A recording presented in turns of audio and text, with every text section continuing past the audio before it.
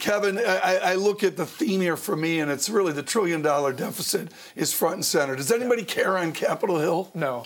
I mean, it's been really remarkable over the past, really, when I started here in Washington about 7 years ago versus now, to see Republicans kind of have this about face with regards to deficit spending, and also, quite frankly, to see some of Jason Furman's friends on Capitol Hill in the Democratic Party be making the case that deficits are something that have to be concerned about.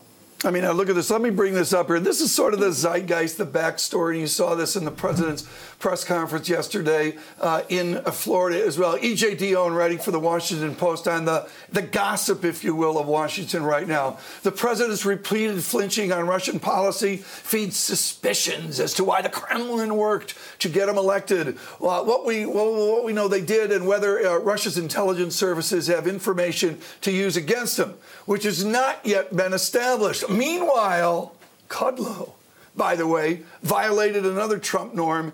In a never apologize world, he issued a gracious apology. This is an experienced watcher, E.J. Dionne. So I'm so glad you picked E.J.'s column, because this is so interesting right now, and it's what everyone inside the Beltway is talking about, especially within Republican circles. Because look, when you talk to Republican strategists and Republican consultants, the apparatus that Ambassador Haley has inherited from the Jeb Bush political orbit and former staffers of Senator Marco Rubio's political campaign, it's very, very strategic about long-term political strategy that Ambassador Haley is presenting. But let me just quickly add, there's an ellipsis here. This is to be continued.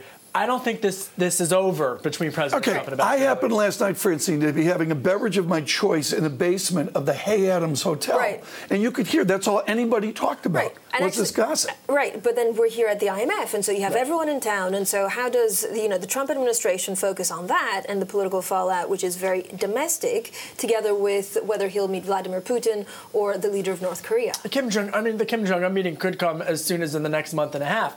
There's no question, Francine, that in terms of what globalist, big business type of institutions are pushing for at these meetings, and I was speaking with one source yesterday in Congress who was laying the groundwork for this, is how to recast and reframe the issue of global trade in the era of the Trump administration. And that means trying to push that if the United States is not going to enter into these types of agreements, or if the TPP is not the basis or the bedrock for bilaterals, Francine, that China benefits. And that's what I'm hearing a lot more of from the likes of, quite frankly, Secretary Ross.